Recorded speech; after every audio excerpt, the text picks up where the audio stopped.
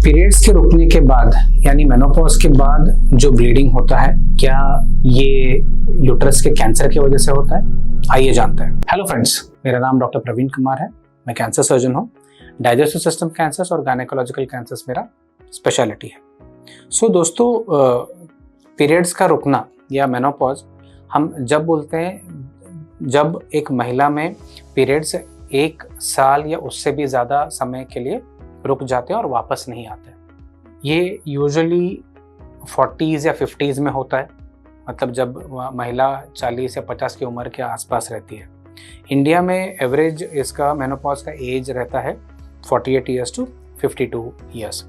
तो एक बार मेनोपॉज आ गया जहाँ पे पीरियड्स 1 साल के ऊपर से बंद हो गए, इसके बाद जो भी ब्लीडिंग होता है जो महिला महसूस करती है, इसको अनयूजुअल या एबनॉर्मल माना जाना चाहिए। तो इसमें ज़रूरी नहीं है कि हर बार बहुत ज़्यादा ब्लीडिंग होगा और हमेशा लाल कलर का खून निकलेगा, ये ज़रूरी नहीं रहता है। कई बार हो सकता है कि फाउल स्मेलिंग, मतलब जो बदबू वाला जो लिक्विड है वो निकल रहा है। कई बार हो सकता है कि पिंक कलर का लिक्विड निकल रहा है और कई बार ब्राउनिश लिक्विड निकल रहा है। और ये ऐसा भी नहीं है कि बहुत ज़्यादा क्वांटिटी में हो सकता है, कई बार वो छोटे क्वांटिटी में होता है जिसको हम मेडिकल टर्म में स्पॉटिंग बोलते हैं। तो इतने छोटे क्वांटिटी में भी जब ये ब्लीडिंग होता है जिसको हम एबनॉर्मल मानते हैं। तो इसके कारण क्या है? क्या ये हमेशा कैंसर की वजह से होता है? ये इसके बारे में हम थोड़ा चर्चा करते हैं। तो जब हम पोस्ट मेनोपॉजल ब्लीडिंग, जो पीरियड के रुकने के बाद होने वाले ब्लीडिंग की बात करते हैं, तो इसमें सबसे कॉमन कॉज क्या है? सबसे कॉमन कॉज है अट्रोफी। अट्रोफी मतलब जहाँ पे जो आपका फीमेल जेनिटल ट्रैक्ट है या फीमेल रिप्रोडक्टिव ऑर्गन्स है, ओवरी है और यूट्रस है, बर्थ कैनाल है, ये धीरे धीरे सिकुड़ने लगते हैं क्योंकि इनका जो रिप्रोडक्टिव काम था वो ख़त्म हो गया रहता है। जैसे कि आप जानते हैं, ओवरीज या जो अंडाशय हैं, यहाँ से हार्मोन्स निकलते हैं जो पूरे जेनिटल ट्रैक्ट को हेल्दी रखते हैं अपने हार्मोन के सिक्रेशन की वजह से। और जब इनका काम बंद हो जाता है, that is the main reason जहाँ पे मेनोपॉज होता है, दैट इज़ द रीज़न। तो जब ये बंद हो जाता है तो क्या है, यूट्राइन जो लाइनिंग, जो बच्चेदानी का जो अंदर का लाइनिंग है ना, ये अट्रोफी मतलब इसमें बदलाव आता है और वो लुब्रिकेशन नहीं रहता है। तो इसकी वजह से जब ये बिना लुब्रिकेशन के ये जो बच्चादानी का लाइनिंग एक दूसरे से रगड़ता है तो ब्लीडिंग हो सकता है। ठीक इसी तरह वजाइनल कैनाल में, सर्विक्स में भी चेंजेस आते हैं जहाँ पे इनका जो लाइनिंग है ना नाजुक बन जाता है या फ्रजाइल बन जाता है, और ये जब घिसते हैं और इससे जब घिसने की वजह से जब इरोजन्स होते हैं, मतलब जैसे छोटे छोटे घाव होते हैं, यहाँ से ब्लीडिंग होके आपको हो सकता है कि एक पोस्ट मेनोपॉजल ब्लीडिंग का एहसास हो।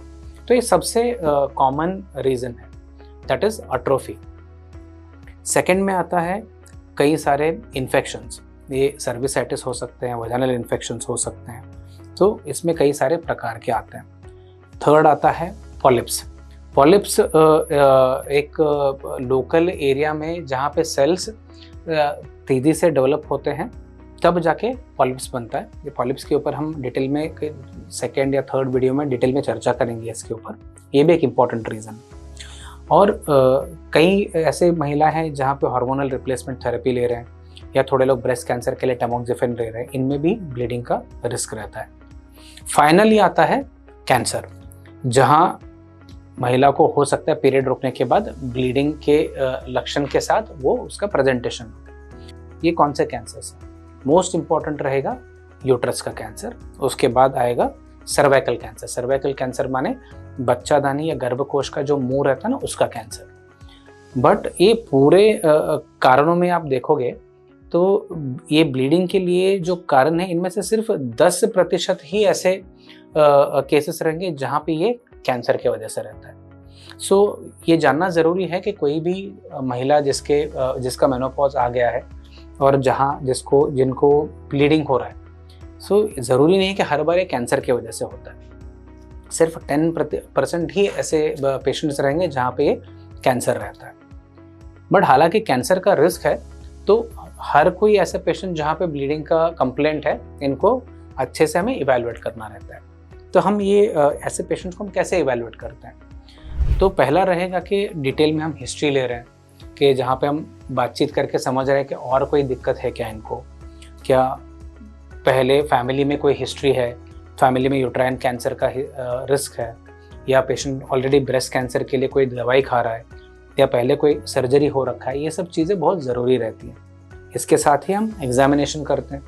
एग्जामिनेशन में बर्थ कैनाल या वजाइनल कैनाल से सर्विक्स को और सर्विक्स के मुंह को हम डिटेल में एग्जामिन करते हैं, पैप स्मीयर भी लेते हैं। उसके बाद आता है trans vaginal ultrasound. Trans vaginal ultrasound मतलब बर्थ कैनाल या वजाइनल कैनाल से सोनोग्राफी का प्रोब डाल के हम पूरा एरिया को, मतलब फीमेल रिप्रोडक्टिव ऑर्गन्स को सोनोग्राफी से इमेज करते हैं। यहाँ पे जो बच्चादानी है इसके लाइनिंग का थिकनेस हमें पता चलता है, यहाँ पे कोई एब्नॉर्मेलिटी है या कोई मास है या गठान है, ये हमें पता चलता है।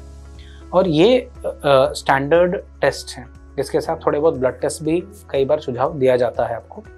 तो ये जो फाइंडिंग्स है, हमने आपका हिस्ट्री जाना, एग्जामिनेशन किया, हमने एग्जामिनेशन में डिटेल पैप स्मीयर भी लिया और सोनोग्राफी भी किया। ये सब चीज़ों से हमें पता चलता है कि क्या आप में कैंसर का रिस्क तो नहीं है। तो जब अगर हमें लग रहा है कि इसमें कैंसर का रिस्क हो सकता है, तभी जाके हम जो एडिशनल या एडवांस टेस्ट है जैसे कि MRI है, CT स्कैन है और बायोप्सी है, वो स्टेज तक पहुंचते हैं। तो ये था दोस्तों एक ब्रॉड ओवरव्यू के जब कोई महिला को पीरियड्स बंद होने के बाद भी जब ब्लीडिंग होता है तो इसके कारण क्या रहते हैं और इसमें कैंसर का रिस्क कितना रहता है और हम ये पेशेंट्स में कैसे ट्रीटमेंट तक पहुंचते हैं। ये टॉपिक के ऊपर आपको और भी सवाल हैं या डाउट है तो डेफिनेटली हमें कमेंट्स में लिख के बताइए। और ये सीरीज़ को देखते रहिए।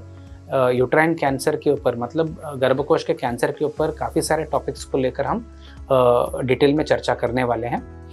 कैंसर रिलेटेड और भी इंफॉर्मेशन चाहिए आपको तो हमारे चैनल को सब्सक्राइब कीजिए, बहुत ही यूज़फुल इंफॉर्मेशन आपको वहाँ पे मिल जाएगा। Thank you very much.